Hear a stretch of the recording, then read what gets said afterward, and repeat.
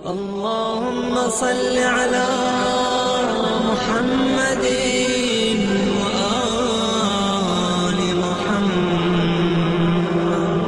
أعوذ بالله السميع العليم من الشيطان اللعين الرجيم. بسم الله الرحمن الرحيم. وبه نستعين وهو خير المعين. الہی التقوی. آخری فقہی مسئلہ لاسٹ سنڈے جو پڑھا گیا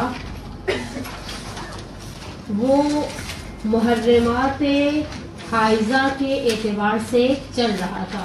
وہ چیزیں جو چیزیں حائضہ پر حرام تھیں، سب سے پہلی چیز عبادات مشروط بطہارت، وہ تمام عبادتیں جس میں آپ کو طہارت کی شرط، طہارت چاہیے. طہارت کے اندر بریکٹ لکھوایا تھا وضو، غسل یا تیمم، ٹھیک ہے، وہ ساری عبادتیں حرام ہیں. دوسری چیز خط قرآن کو چھونا. تیسری دوسری کے ساتھ انکلوڈیڈ خداوند متعال کے نام کو چھونا، کسی بھی زبان میں لکھا گیا ہو، صفات خاص سے خدا کو چھونا، اور انبیاء اور ائمہ معصومین علیہم السلام کے ناموں کو چھونا آیت اللہ سیستانی نے احتیاط واجب کی بنا پر حرام قرار دیا تھا، اور اسے انکلوڈ کیا تھا اللہ کی صفات خاص کے ساتھ. ایک صلوات پڑھیں.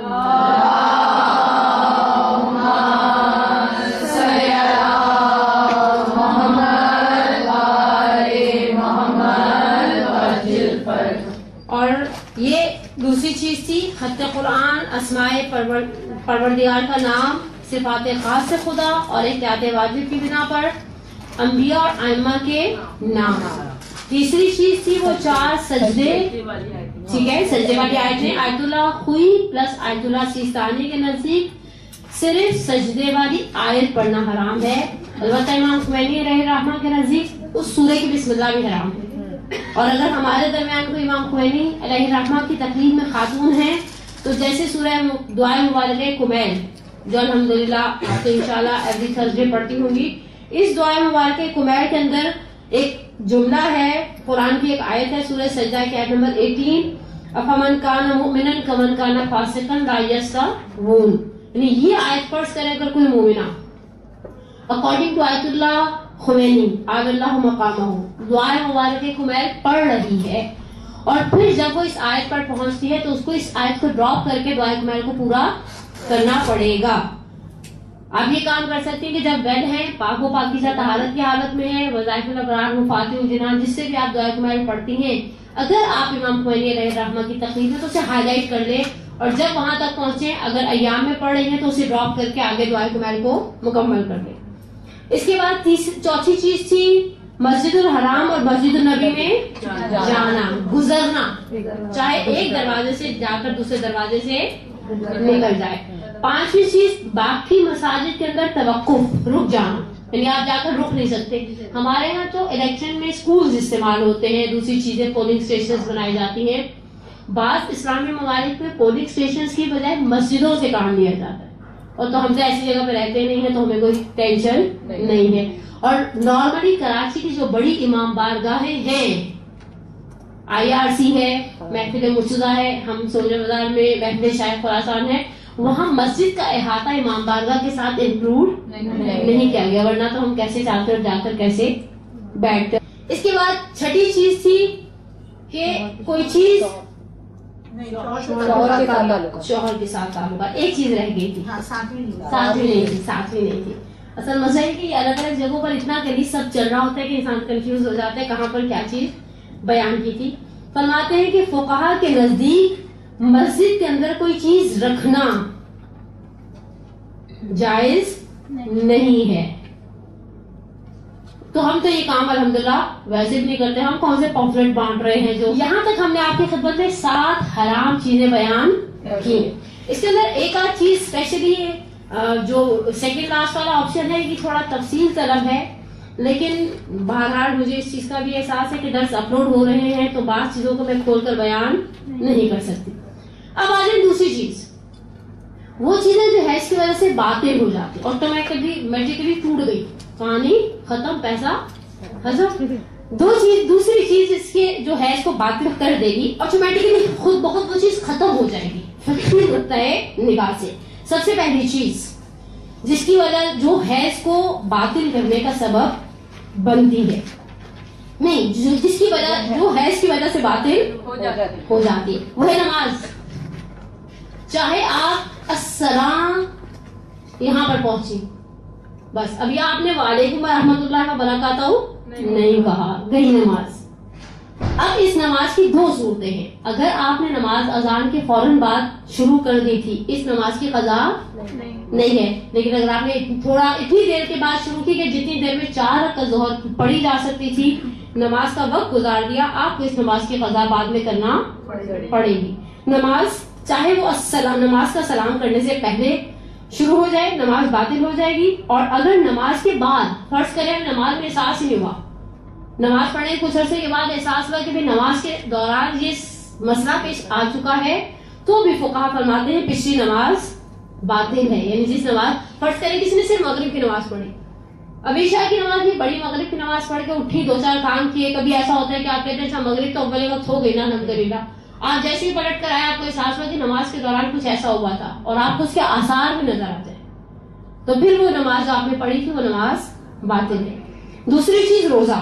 اچھا روزے کے حوالے سے ایک مسکانسیپٹ ہمارے درمیان میں ہے, ہمارے مسلمان معاشرے میں.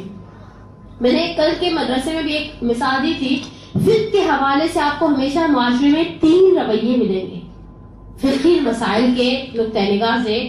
جو توضیح مسائل اور یہ جو حرام حلال نجس پاک اس طرح کے جو سارے ایشوز ہیں نا توضیح مسائل کے ساتھ ریلیٹڈ, اس کے مقابلے میں آپ کو 3 طرح کے رویے معاشرے کے اندر ملیں گے. پہلا رویہ ایسے لوگوں کا ہے جن کے نزدیک کبھی کوئی نماز صحیح نہیں ہوتی, یہ آستین پاک نہیں ہوگی, میرا وضو آسانی سے نہیں ہوگا, غسل کرے جائیں گے ڈالی جائیں گے, پانی ڈالی جائیں گے, ان کے نزدیک آسانی سے غسل نہیں ہوگا. یہ ہر چیز سے اچک کے چلتے ہیں. اگر یہ کسی بچوں والے گھر سے گزر بھی جاتے ہیں تو گھر آ کر کپڑے دھوتے ہیں, جسم پہ پانی ڈالتے ہیں اور پھر بیٹھتے ہیں اللہ پر. انہیں ہر چیز میں وہم آتا ہے, یہ کہیں سے گزر جائیں پھر چھینٹے پڑ جائیں, انہیں لگے گا کتے کا چھوا ہوا پانی تھا جو ان کے اوپر گر گیا. ان لوگوں کو پھر کس طرح میں وسواسی کہا جاتا ہے. وسواس اچھا ان کے اپنے اختیار میں نہیں ہے, نماز پڑھنے پڑے گا نا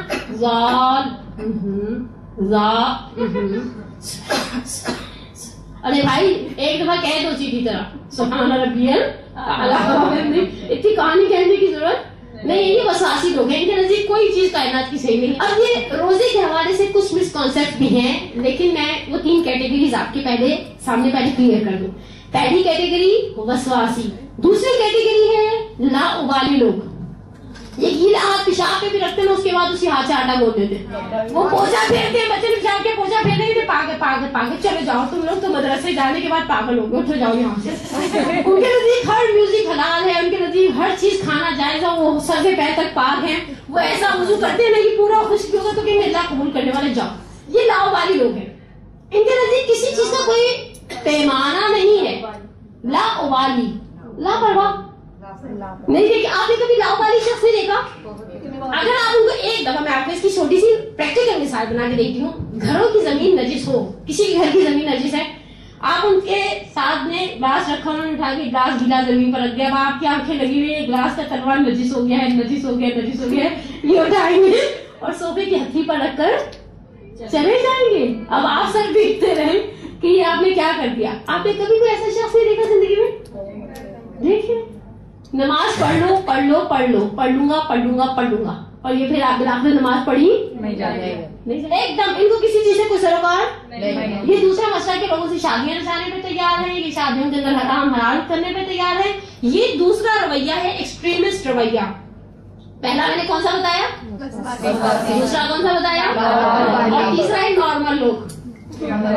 الحمدللہ. اب میں آپ ایک اچھی سی مثال, جیسے آپ میرے سامنے بیٹھی ہوئی میری قابل احترام بہنیں, اور کچھ تو بچیوں کی عمر کی بھی ہے میرے. اب یہ وہ نارمل طبقہ ہے جسے شریعت مقدس سے اسلام جب عرف کا لفظ استعمال کرتے ہیں تو یہ عرف کا معیار ہے.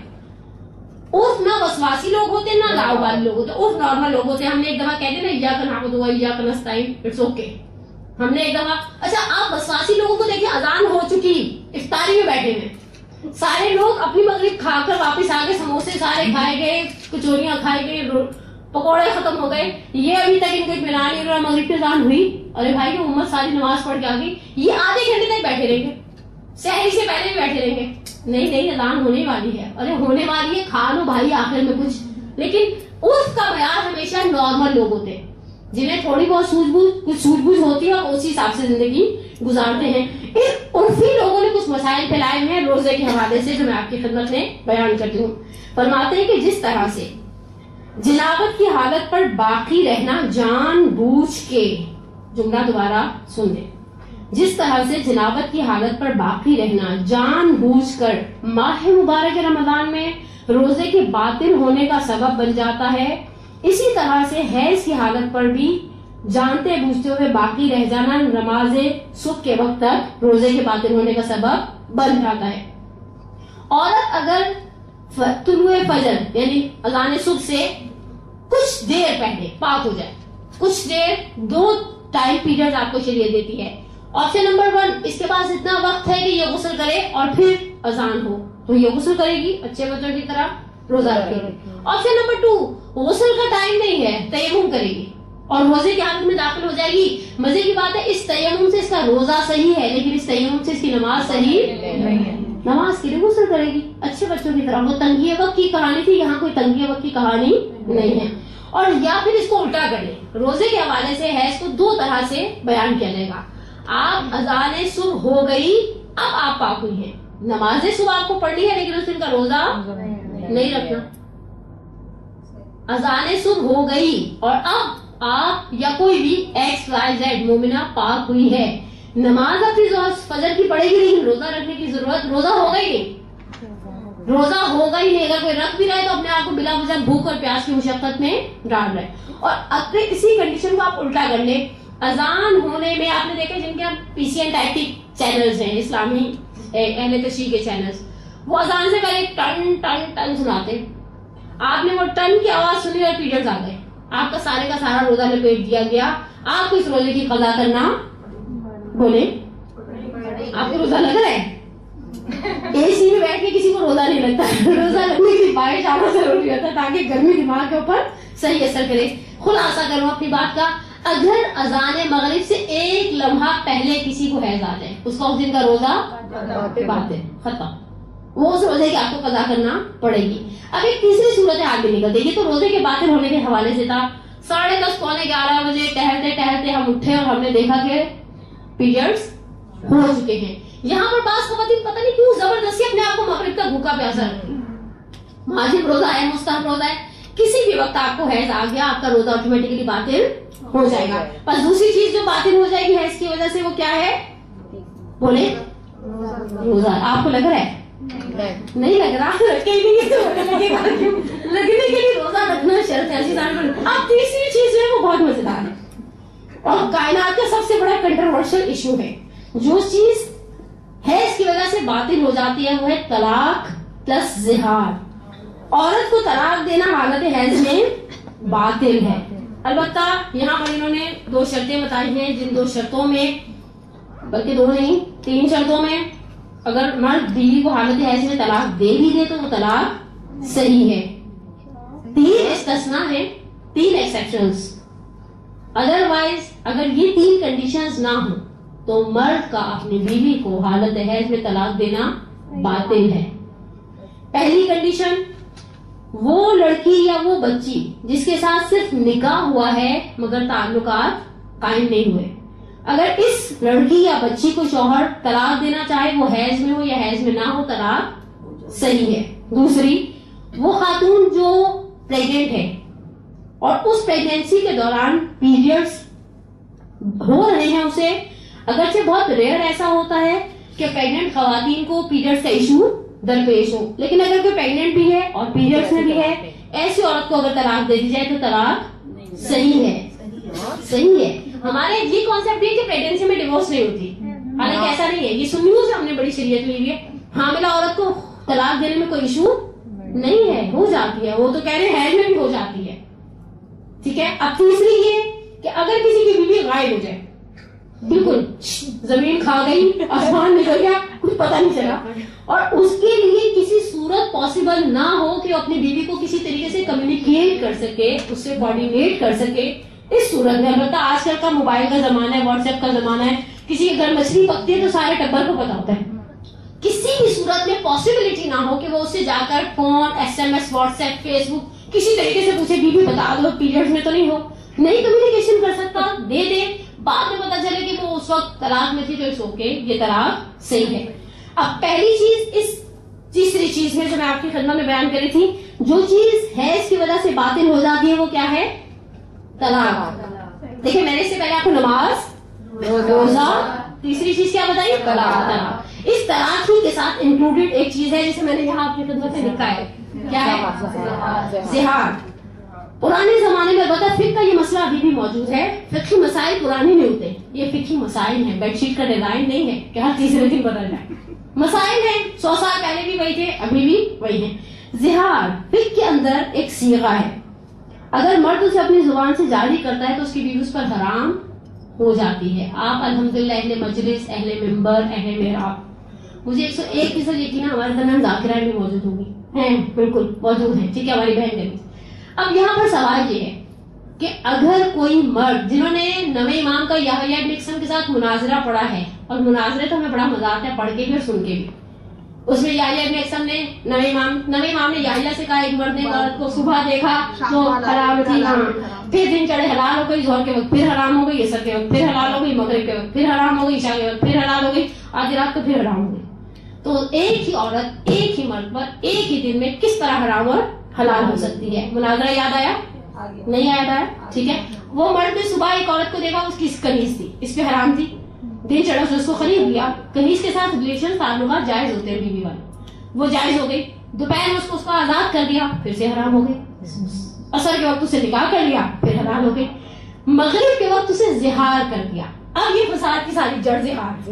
یہ زہار کیا ہے؟ زہار ایک صیغہ ہے جو مرد اپنی زبان سے نکالتا ہے تو بیوی اس پہ ٹیمپریری حرام ہو جاتی ہے. انتی کا ظاہری امی, ہائے ہائے, یہ دنیا کا سب سے سخت جملہ ہے جو کبھی کوئی مرد کم از کم آج کے معاشرے میں زبان سے نہیں نکالے گا. مرد اپنی بیوی سے کہہ دے تمہاری پشت میری ماں جیسی ہے. لیکن اگر کوئی مرد فقہی نقطہ نگاہ سے اپنی بیوی کو یہ جملہ کہہ دے انتی کا ظاہری امی, تیری پشت میری ماں جیسی ہے, جب تک اس کا پیٹنٹ کفارہ نہیں دے گا یہ جملہ کہنے کی وجہ سے اس کی بیوی اس پر حرام ہو جائے گی. لیکن کوئی مرد ایسی حماقت نہیں کرتا. لیکن اگر یہ جملہ حالت حیض میں بولا جائے تو اس جملے کی ویلیڈیٹی فنش, ختم ہو جائے گی, مسئلہ حل ہوا. ویسے یہ بہت ریئر پیش آنے والا ہے, چونکہ انہوں نے لکھا ہے تو میں نے ایسے تبرکن پڑھ دیا. خلاصہ یہ 3 چیزیں میں نے آپ کی خدمت میں بیان کر دی جو حیض کی وجہ سے باطل ہو جاتی ہے. اور چوتھی اور آخری چیز, واجب غسل اور مستحب وضو بھی حیض کی وجہ سے باطل ہو جاتے ہیں. یعنی کامن سینس کی بات ہے, اگر ہم پاک تھے اور ہم وہ تمام کام انجام دے سکتے تھے, جیسے حیض آئے گا وہ آٹومیٹکلی غسل کو, پچھلے غسل کی طہارت کو لے جائے گا, ختم ہو جائے گی, اور نئے سرے سے جب تک کسی بھی عبادت کو انجام دینے کے لیے ہم مجبور ہیں کہ دوبارہ غسل کریں, اور غسل کیے بغیر گزارا نہیں ہے. اب یہاں پر ایک چھوٹا سا سوال, پیارا سا معصوم سا پیش آنے والا. آپ نے ایک چیز مجلسوں میں بے تحاشا سنی ہوگی, 40 غسل جمعہ کر لو قبر میں کیڑے نہیں کھائیں گے. پروٹیکشن ایسی عورتوں کا بس نہیں چل رہا تھا کہ مٹی والی جگہ سو کر آتی نا, وہ کلینزنگ ملک لگا کے بھاؤ بھی لاگن کی بھی ٹیشو سے پوچھتی ہوں, دیکھو کتنی مٹی آ گئی, عزیزاً یہ سب مٹی میں چلا جائے گا, ختم ہو جائے گا, پھر کیڑے کھا جائیں گے ہمیں اور ہڈیاں رہ جائیں گی ایسی کر کے. اور پھر سردار جو نقلی دانت ہے نا ان کا بھی پتہ چل جائے, کوئی بھربھرے ہو جائیں گے, اللہ کی دیے ہوئے دانت آخر تک بہت سن کے رہتے ہیں. لیکن ایک کتاب ہے علی اکبر مہدی پور کی, ارواح جاویدہ کے نام سے, فارسی میں اس کا نام ارواح جاویدہ ہے, اردو میں اس کی ٹرانسلیشن ہے, بلو کلر کی بک ہے, لافانی اجساد, ٹرانسلیٹ بائی فیضیاب رضوی. اس میں انہوں نے 300 سے لگ بھگ کہانیاں نے نعوذ باللہ داستانیں جمع کی ہیں, جس میں کسی کی میت 40 دن بعد, کسی کی 48 دن بعد, کسی کی 100 سال بعد, کسی کی 250 سال بعد نکلی, اور میت ایز اٹ از ایسے کی ایسے تھی. اور وہ شروع میں جو دباجہ ہوتا ہے نا, مقدمہ تمہیدی گفتگو, اس میں انہوں نے ہمارے سوجا گزار کے ایک ٹارگیٹ کے دن کے شہید کے بارے میں بھی مینشن کیا ہے کہ مثلا شہادت کے کچھ عرصے بعد FIR کٹ گئی اور پولیس موبائل ڈاکٹرز وہاں پر پہنچے, نقشے کور کیا تو شہید کی کا کفن اتنا نم تھا کہ بھائی نے جب سینے پہ ہاتھ رکھ کے یوں کیا نا تو انگلیاں باقاعدہ محسوس ہوئی. تو اس کے اندر انہوں نے لسٹیں بنائی ہوئی کہ کون سے گروہ ایسے ہیں جن کی میت قبر کے اندر سیف رہتی ہے. اس میں وہ ہے انبیاء ہے، علماء ہے.